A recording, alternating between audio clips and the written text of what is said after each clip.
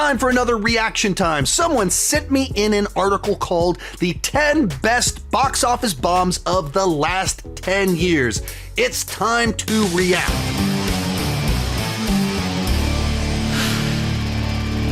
As I go into this, join me down below in the comments section. Let me know, what do you think is the best box office bomb of the last 10 years? The movie that failed at the box office, didn't make money, but was awesome.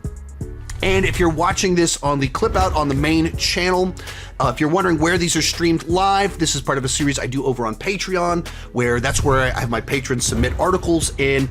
And so over there, I do a Q&A, I do a box office show, I do reaction time. If you like that sort of content, if you want to support the channel, consider joining over on Patreon. The link is down below in the description.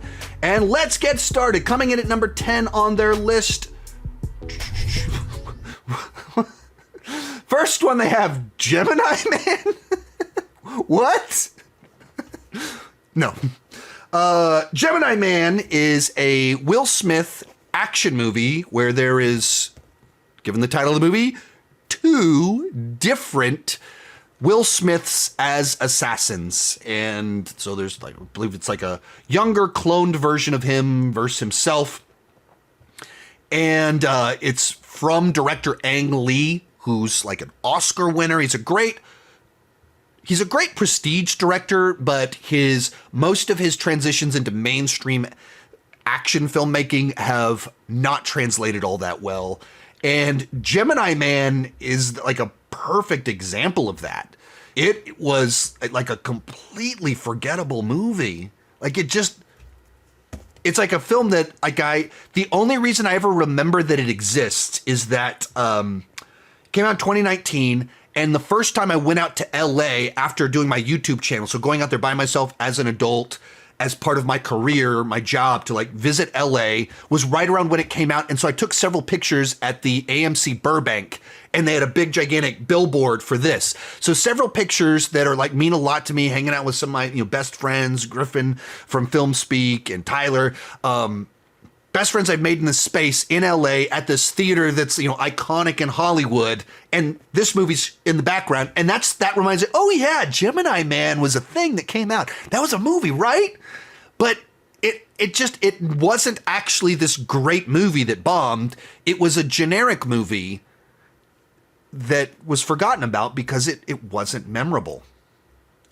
Number 9, Furiosa, a Mad Max Saga. Yeah, I'll agree with this one. This is a movie that unfortunately probably came out at least 5 years too late. Maybe more than that. That Fury Road came out a decade ago, and immediately he was talking about doing this Furiosa spinoff, and he just took too long to do it, so the interest faded.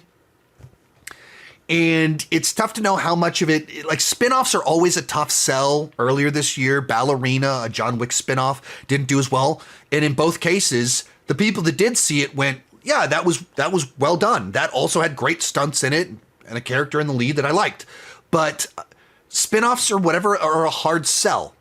And in particular, in the case of both Mad Max and Ballerina or John Wick, you spun off from a title character, Mad Max John Wick, to this other character, and in both cases, the box office fell off. I think in this one, it was just too late that the movie should have come out many years earlier when there's still Mad Max interest. But also, Fury Road wasn't like this box office smash. Like, it might have inched out to profitability, but it itself was a pretty hard sell because it was so expensive. And it was beloved, but it wasn't a movie that printed money for the studio. So waiting so long, spending just as much, and making it a spin-off without Mad Max really in the movie, it's not actually surprising that it did significantly weaker. Number 8, Fall Guy. Yeah, I loved Fall Guy. This was a really fun date night movie. Just solid action, comedy, romance. I actually was at its world premiere, so maybe I'm a little bit biased in this one, that like the entire cast and Ryan Gosling, everything, Emily Blunt were in the room, the theater where I was at when I saw it at South by Southwest. But then I saw it, 2 months later when it came out with my wife and my friend Rachel, who was also in the room, and she didn't like it. So it was like, will my wife agree with me or with Rachel? And then my wife was like, Sean, I agree with you. You're right. That was a great date night movie. I was like, yes, I won this round. This one goes to me. But man, I thought it was just so much fun. Just a solid date night movie. But like, it cost $150 million. And I think that's where you just kind of like, well, there's your problem right there. You put too big of a weight on the movie's shoulders. This movie making $180 million at the box office, that seems like a totally reasonable amount of money for this movie to make. $150 million doesn't feel like a reasonable amount of money to spend. Number 7, Beau Is Afraid. This is one of those movies that feels like either you love it or you hate it. There's not a lot of room to be in the middle on this movie because it's just so unrelenting in being exactly what Ari Aster wanted it to be. And you either love that and you're all in on it, or for me, it was an endurance test. And the simple reason for that is that the movie is 3 hours long. You make the 90-minute version of this movie. It's not a movie made for me, but I'd be like, okay, that was an interesting little experiment. It's like Anxiety, the movie. It's designed to just make you anxious, and it's dream logic, surrealist, but 90 minutes, it moves quickly enough through what it's doing, explores its ideas. Nice change of pace. However, in the movie that we got, the 90-minute mark, you're only halfway there. You still got the other 90 minutes of the movie. And so, to me, like, you're watching it, and there's a section in this movie where he's like trying to get to, like, I think a funeral, and like he stops by a local theater and he starts watching a play, and then it starts going off and he goes into this play world and we explore this other life, and it's like 20 minutes long of him just like, and it's like, he gets to the end of it, he goes, oh yeah, this is supposed to be my story. And he like literally says something like that, and it's like we like snap out of it and he gets out of his seat and he goes back to the plot. Like, there's literally a 20-minute like rabbit trail of thought. Like, and that's like the point of the movie, is like trying to get you into his brain and his anxiety and his ADHD and his all those weird quirky. And if you think that way and you're like, finally, this guy captured the way I think in movie form, then this is a masterpiece to you, which is apparently what they said here. Like, to them, it's this incredible experience and masterpiece. To anyone that it just like, what is this thing? Like, why is it so long? Why is it so many rabbit trails? Why is there a penis monster in the attic? And I mean that. There is literally that in the third act of it. Number 6, Last Duel. Yeah, I'll agree with that. I don't know, like, this is another one where I go, spending $100 million for a drama in this setting. It's not a big action movie.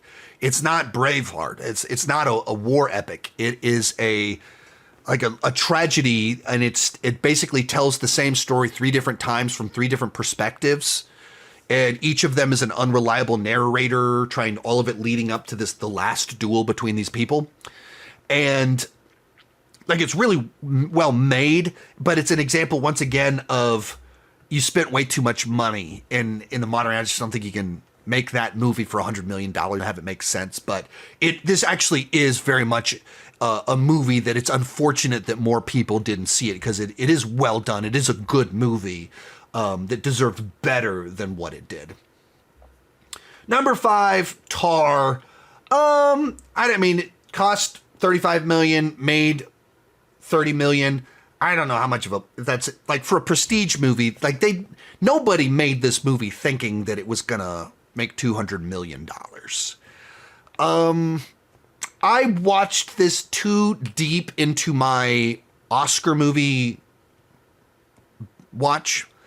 that I didn't see it when it originally came out, so it was nominated for Best Picture. I watched through all the nominees so I could rank all the nominees. And so I watched it probably in the wrong mindset. And so I was probably not the most...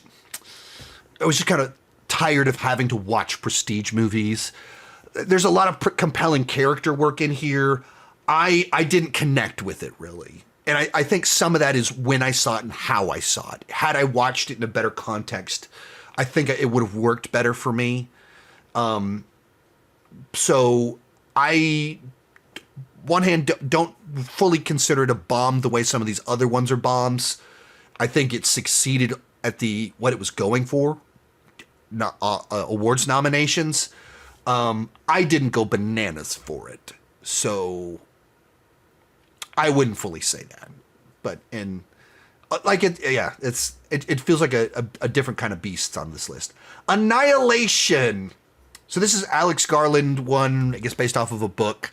I didn't care for this movie. It too much of a strange combination of trying to do sci-fi action while having kind of being surrealist and trippy, and the combination didn't work for me. Like the other stuff I've seen from Alex Garland, I've liked a lot more than this one. And maybe it's because I went in and I didn't understand enough about what the movie was. I hadn't read the book and kind of went in maybe expecting a little bit more of an action movie. But to me, it was too trippy for what I was going for. And so I'm saying Brian Lomax, one of my YouTube friends in the Autop stream with me, he loved this film. The guy I went with, best friend since the third grade, actually he does a comedy show, and he needed a movie expert, and I was his movie expert. And so did that a couple weeks back. Went with him, and I think he really enjoyed it. But Annihilation, I just didn't connect. Maybe I need to rewatch it, and maybe watching it, understanding I'm watching a thoughtful sci-fi movie, not an action sci-fi movie. I'll just get more out of it. But I was not crazy about Annihilation.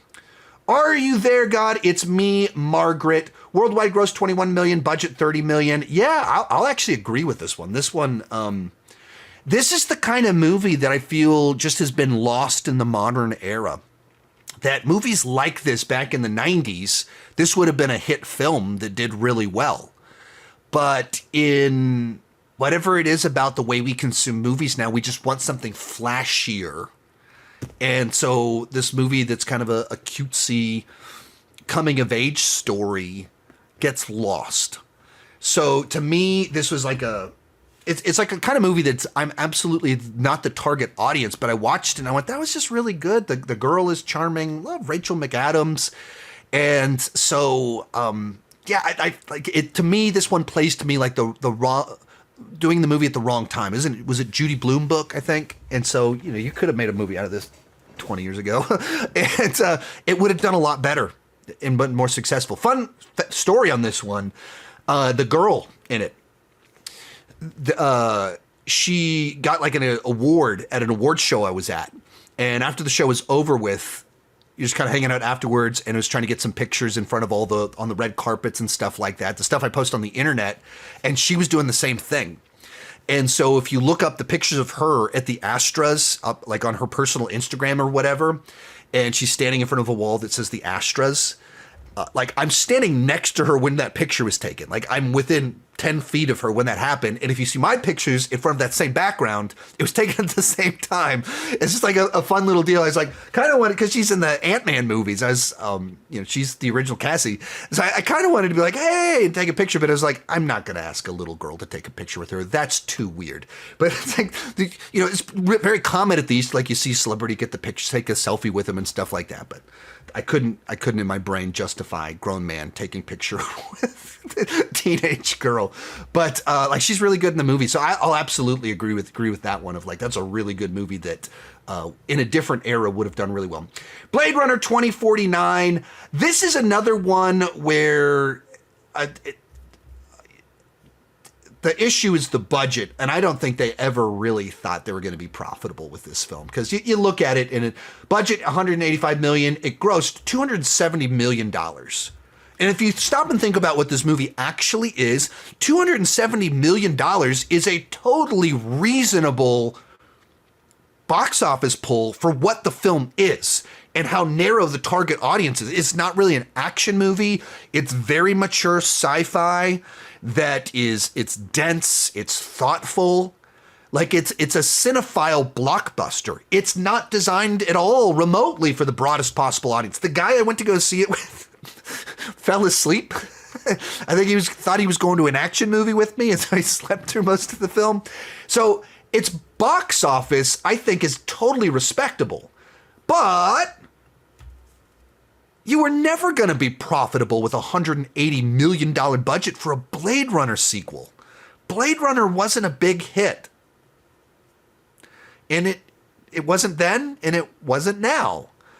But they're movies loved by cinephiles, and they're examples of studios trusting visionary directors and giving them the resources to make a great film, because sometimes it's worthwhile just to make a great film.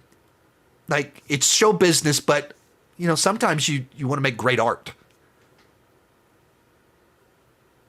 And that's what they did. I think Blade Runner 2049 is better than the original Blade Runner. That it maybe some of it's just the wiring of my brain, but the original one's too poetic for me, and this one is a little bit more concrete, and it explores a lot of the same ideas, so it just works better for me. But if we're talking about what movies that lost money that were great over the last 10 years, yeah, absolutely, Blade Runner 2049 belongs on there.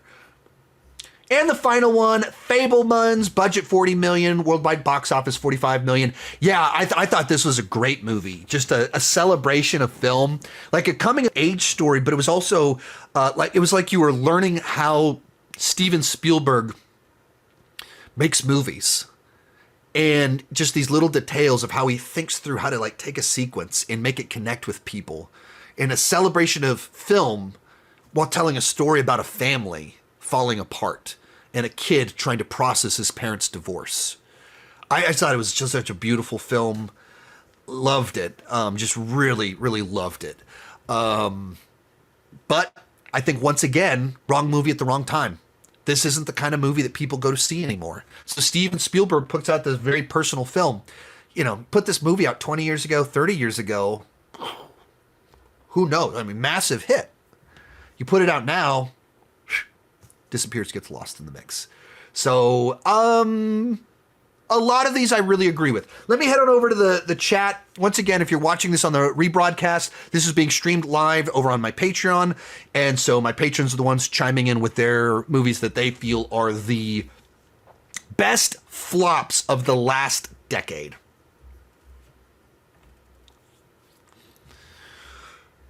The Suicide Squad.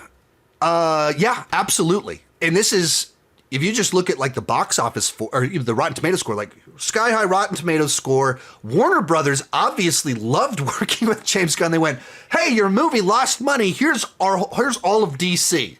They literally gave him the whole studio based off of a movie that flopped. That's crazy. Except to say that he made a movie that they went, you clearly have got the juice. Something else went wrong here, and whether it was a sequel to a movie that people really didn't like. A COVID variant had dropped literally a week or two before this movie came out, and so though theaters were recovering, there was a drop off in the month where this movie came out, and then HBO Max's day and date release. There's other stuff that happened there that I think where they looked at that. You also said Turning Red. I don't think Turning Red was released in theaters. Wasn't that exclusive to Disney Plus? So I don't think it's a bomb because it never really got released. It never actually got a theatrical release. I'm not a Turning Red fan, so also I have my other reasons to shoot that one down. But there's a lot of people that loved it. But that's an example of, they made a movie that was kind of for a more specific group of people. It was so targeted for teenage girls and people that like boy bands and stuff like that. And I haven't been a teenage girl that loves boy bands for 30 years. So I'm just not the target audience anymore. Disney Nerd says Alita Battle Angel. Yes, love this one. I love this pick right here. Alita Battle Angel. I like Alita Battle Angel more than Avatar. And if you don't know the connection there, before James Cameron made Avatar, he was going back and forth. Do I want to make Alita Battle Angel and adapt that? Because it's based off a manga, or do I want to do Avatar? Obviously, he did Avatar, but he still worked on the script or wrote the script for Alita Battle Angel. I find the world and the characters of Alita Battle Angel much more interesting and more fun. Now, James Cameron is a better director, and when he writes the projects, or when he directs the projects, he writes better scripts, and so there's a reason that there's a bigger slickness and more accessibility to the Avatar movies. I get kind of it, a lot of that there, but like personally, I like Alita more. West Side Story, another one from Steven Spielberg. It's really good. Like, I'm not into musicals, but it was really good. I'll agree with that one. Hey, wait a minute. Joker Folly Adieu. What are we doing here? Couple people throwing in The Nice Guys. That was a Shane Black film. I've actually only seen it once. Shane Black has a new movie coming out, so I'll probably be rewatching it in the very near future. But Nice Guys, it's like one of those movies that everybody that saw it loved it, but not enough people went to go see it. Here's a real polarizing one. Babylon. A lot of people loved Babylon. A lot of people hated Babylon. It was 3 hours long, and I was like, I can't do that. I'm not going to do that. That is way, way, way, way too much for me, so I didn't go for it. We got some picks in here. Cats 2019. Yes. Classic example of a fantastic film that unfortunately underperformed and failed at the box office.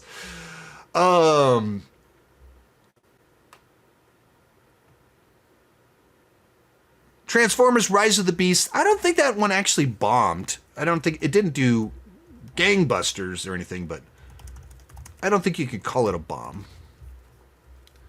Global box office for Rise of the Beasts. Yeah, 440 million. That's over double its production budget. I wouldn't call it a bomb, so I don't think it qualifies for this list, but really dug it.